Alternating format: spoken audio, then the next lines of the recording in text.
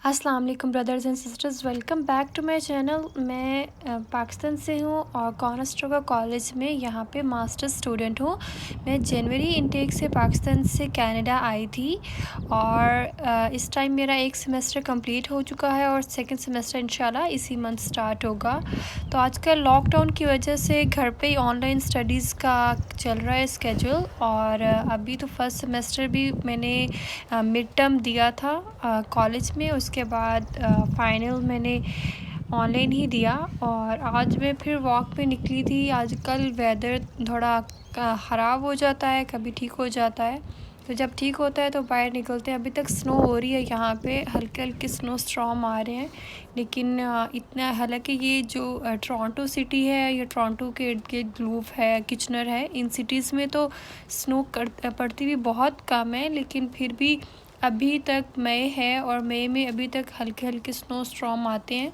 किसी दिन जो है सनलाइट की वजह से टेम्परेचर 18-19 हो जाता है मैक्सिमम, लेकिन आज फिर -1 है यहाँ पे। लेकिन ये जो आपको ग्रास नज़र आ रही है ये बहुत ग्रीन होती है और ये इस वजह से होती है कि यहाँ पे जैसे ही स्नो मेल्ट होती है तो ये सीड्स डालना स्टार्ट कर देते हैं सीड्स के साथ, और साथ ही ग्रास कटिंग शुरू हो जाती है। तो बेशक आज माइनस में टेम्परेचर है, सनलाइट भी है, लेकिन यहाँ पे सिर्फ सनलाइट ही होती है ना, उस सन की कोई हीट नहीं होती पूरे विंटर्स में, और बल्कि आप सन में ज़्यादा कोल्ड फील करते हो। तो ये जो स्ट्रीम नज़र आ रही है ये हर टाउन में इस तरह की हर एरिया में बनी होती है और बहुत ही खूबसूरत लगती है। जब आप वॉक के लिए निकलते हो तो बहुत प्यारा लगता है इस तरह। तो आज भी वॉक के लिए निकली थी। तो आज मैं थोड़ी जो बात करना चाहती हूँ वो एजेंट्स के बारे में है कि मेरा एजेंट्स के साथ पर्सनल एक्सपीरियंस कैसा रहा और मैंने अपना जो सारा फ़ाइल था, वीज़ा फ़ाइल, वो एजेंट से क्यों नहीं करवाया। तो सबसे पहले मैं बात करती हूँ कि जब मैंने प्लान किया था अब्रॉड आने का 1 साल पहले, तो उस टाइम जब आप प्लान करते हो तो फैमिली का सबसे पहला रिएक्शन तो यही होता है कि किसी एजेंट से बात की जाए। तो मैंने भी अपनी सिटी के रिप्यूटेड जो एजेंट्स थे उनसे कांटेक्ट किया।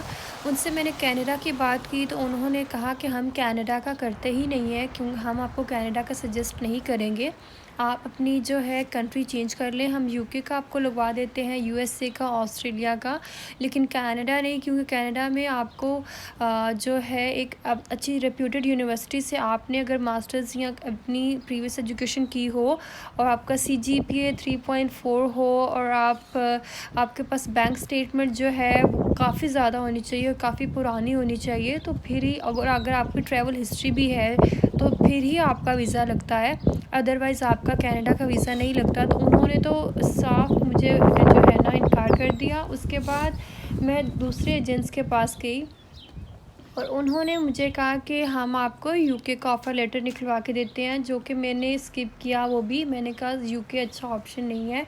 उसके बाद मैंने ऑस्ट्रेलिया प्लान किया। ऑस्ट्रेलिया में मैंने टॉरेंस यूनिवर्सिटी का मैंने ऑफ़र लेटर ले लिया मास्टर्स इन सेकेंडरी एजुकेशन में, और ऑस्ट्रेलिया में मैंने जो ऑफ़र लेटर लिया था उसका मैंने एडमिशन इंटरव्यू भी दिया था, जो कि काफ़ी लेंथी था, ऑनलाइन दिया था ऑस्ट्रेलिया में ही।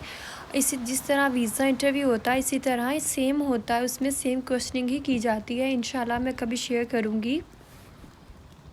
लेकिन ऑफ़र लेटर लेने के 1 महीने बाद STS जो था वो ओपन हो गया, तो मैंने इसके बारे में रिसर्च स्टार्ट की तो मुझे कनाडा सबसे बेस्ट ऑप्शन लगा। तो लाइक ऑल अदर्स मैंने भी सबसे पहले अपनी फैमिली से डिस्कस किया कि मुझे इस तरह ये कनाडा बेस्ट लग रहा है और मैं अपना वीज़ा फ़ाइल खुद करना चाहती हूँ, ऑफ़र लेटर खुद निकलवाना चाहती हूँ। तो जैसे सबकी फैमिलीज़ का रिएक्शन होता है तो मेरी फैमिली का भी सेम रिएक्शन था कि आप ये ट्राई मत करें क्योंकि आपके पास एक्सपीरियंस नहीं है। उनका भी सेम कहना था और उन्होंने मुझे कहा कि आप किसी रिप्यूटेड एजेंट से बात कर लें। तो मैंने कहा ठीक है। उसके बाद मैंने जो पाकिस्तान के मोस्ट रिप्यूटेड एजेंट्स हैं उनसे अपॉइंटमेंट ली और उनके ऑफ़िस में गई तो सेमिनार्स चल रहे थे आगे। तो देख के तो मैं काफ़ी इम्प्रेस हो गई फ़र्स्ट साइट में कि अब यहाँ तो इंशाल्लाह वीज़ा ये तो लगवा ही देंगे। तो उनसे बात की, उन्होंने कहा कि आप 2 वीक्स के बाद आपको ऑफ़र लेटर हम निकलवा देंगे, सिर्फ हमें 10 डेज़ चाहिए। तो पूरे 10 डेज़ के बाद जब मैंने उनको ईमेल की कि मुझे क्या आगे अपडेट है मेरे ऑफ़र लेटर की, तो उन्होंने कहा कि हमें $100 जो है अपनी ऑफ़र लेटर की फ़ी दीजिए, आपका ऑफ़र लेटर आ चुका है। तो मैं तो बड़ी एक्साइटेड थी कि इतनी जल्दी इन्होंने ऑफ़र लेटर निकलवा दिया। इनके बारे में जो भी फ़ेमस थी बातें कि ये बहुत अच्छे एजेंट्स हैं, तो ये लगता है ये बहुत अच्छे हैं, तो I was very happy at that time. लेकिन मेरे साथ हुआ क्या कि मैंने उनको कहा कि मुझे मेरी लॉगिन डिटेल्स दें, मुझे थोड़ा आइडिया था ऑफ़र लेटर कैसा होता है। लेकिन उन्होंने मुझे साफ़ इनकार कर दिया और उन्होंने कहा कि हम आपको लॉगिन डिटेल्स नहीं दे सकते। शायद उनको आइडिया हो चुका था कि इनको कुछ ऑफ़र लेटर का पता है। तो उसके बाद मैंने काफ़ी बहस की, फ़ोन पे उनके साथ काफ़ी डिस्कशन होती रही और उसके बाद उन्होंने मुझे लॉगिन डिटेल दी। तो मैं ये देख के बहुत शॉक्ड हो गई कि उन्होंने इधर कनाडा में एक रिमोट एरिया है यूएस बॉर्डर के पास, तो वहाँ पे मुझे उन्होंने बैचलर में एडमिशन लेके दिया है, टोटली ऑपोज़िट मेरी जो फ़ील्ड है उसमें। तो अभी उन्होंने ना ही एडमिशन फ़ाइल किया है और ना ही मुझे कोई ऑफ़र लेटर मिला है। वो चाहते थे कि मुझसे एडमिशन फ़ी ले लें और बाद में जो भी डिसीजन होगा, अगर इनका एडमिशन एक्सेप्ट हुआ, रिजेक्ट हुआ, तो बाद में देखा जाएगा।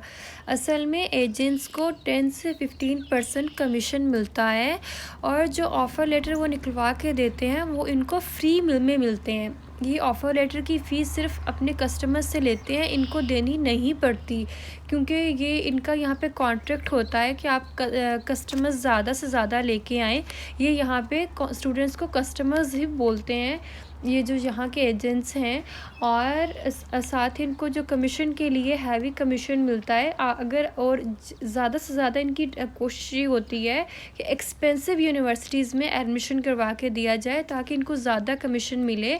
इसी वजह से हमारे पाकिस्तानी जो बहन भाई हैं वो इस बात में वो बहुत ज़्यादा कंफ्यूज रहते हैं कि अगर हमने किसी सस्ती यूनिवर्सिटी में एडमिशन लिया तो हमें वीज़ा नहीं मिलेगा। ये बात एजेंट्स ने ही माइंड में डाली है कि अगर आप करोगे तो आपको एडमिशन नहीं मिलेगा। हालांकि ऐसी कोई बात नहीं है, आपको वीज़ा मिल जाता है। उसके बाद मैंने खुद सारा डिसाइड किया कि मैं खुद सारा एडमिशन अप्लाई करूँगी और वीज़ा लूँगी। मैंने कनाडा में फिर ऑफ़र लेटर निकलवाया लेकहेड यूनिवर्सिटी से और किंग एडवर्ड यूनिवर्सिटी से। जब मैंने ऑफ़र लेटर निकलवा लिया उसके बाद मैंने वीज़ा अप्लाई किया, रेफ़रेंस लेटर बनवाए, सारा कुछ किया। वो रेफ़रेंस लेटर भी मैं आप लोगों के साथ शेयर करूँगी किसी दिन।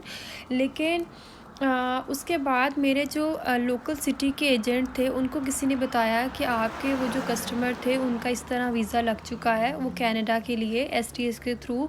और उस बंदे ने फिर क्या किया, मुझसे कांटेक्ट किया और मुझे कहा कि अपनी लॉगिन डिटेल दे दो। डायरेक्ट उन्होंने मुझे कहा अपनी लॉगिन डिटेल ही दे दो। और मैंने उनको कहा कि अगर आप पिक्चर लेना चाहते हैं मेरे ऑफ़र लेटर की, मुझे उस टाइम आइडिया नहीं था कि ये किस वजह से मांग रहे हैं।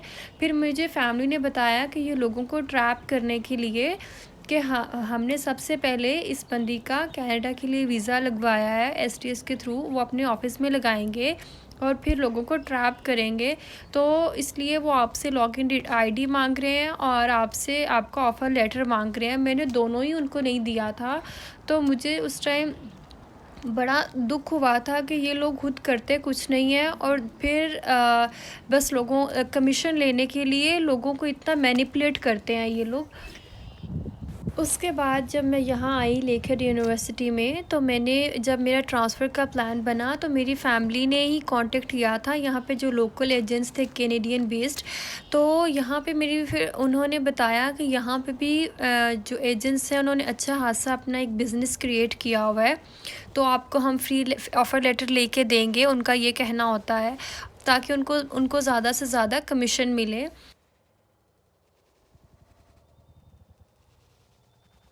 फिर मुझे भी उन्होंने within 1 day free offer letter निकलवा के दिया, टोटली चेंज्ड कोर्स में। मैं एजुकेशन में आना चाहती थी और उन्होंने मुझे बिज़नेस में डाल दिया। और बिज़नेस में आने के लिए ना ही मैंने कोई अपनी एसओपी दी और ना ही मैंने कोई अपना एडमिशन इंटरव्यू दिया। तो वो भी एक बड़ी अजीब सी बात थी। लेकिन उस टाइम तो यही था कि बस टोरंटो शिफ्ट हो जाऊँ। तो यहाँ आने के बाद फिर उन्होंने मुझे 4 से 5 दिन के बाद दोबारा कॉन्टेक्ट किया और उन्होंने कहा कि लाइन पे कुछ मेरे एजेंट्स हैं जो इस्लामाबाद में हैं, तो आप उनको थोड़ा-सा गाइड करें कि आप यहाँ पे कैसे आईं और आपने कैसे एडमिशन लिया और कैसे आपकी डॉक्यूमेंटेशन आपने कैसे की एसटीएस की। ख़ैर मुझे उस टाइम आइडिया नहीं था, तो मैंने उनको गाइड किया। उसके बाद उन्होंने 3 से 4 दफ़ा इसी तरह ही मुझे फ़ोन करते रहे और फाइनली फिर उन्होंने मुझे थोड़े दिन पहले फ़ोन करके कहा कि आप हमारा ऑफ़िस जॉइन करें as a part time job और हम आपको पे करेंगे। लेकिन कोरोना की वजह से मैं अभी जॉइन नहीं कर सकती क्योंकि सिचुएशन अच्छी नहीं है, तो कुछ भी पता नहीं होता, तो इस टाइम जॉब करना बिल्कुल भी सेफ़ नहीं है। तो लेकिन इंशाल्लाह सोचूँगी इस बारे में, एक दफ़ा लॉकडाउन खुल जाता है, सिचुएशन कुछ बेटर होती है तो। लेकिन मैं बार-बार सबको यही सजेस्ट करती हूँ कि आप लोग खुद रिसर्च करें और खुद अपने ऑफ़र लेटर्स निकलवाएँ और खुद एडमिशन फ़ाइल करें। इसमें कोई भी मुश्किल काम नहीं है। मुझे भी ऐसे ही लगता था जब मैं पाकिस्तान में थी, लेकिन आप जब करने लगते हो तो आपके लिए अल्लाह ताला खुद ही रास्ते आसान कर देता है। तो आज के लिए इतना ही, इंशाल्लाह नेक्स्ट वीडियो में कुछ और इन्फॉर्मेटिव चीज़ें लेकर आऊँगी। तो stay tune. Thank you for watching. Allah हाफ़िज़।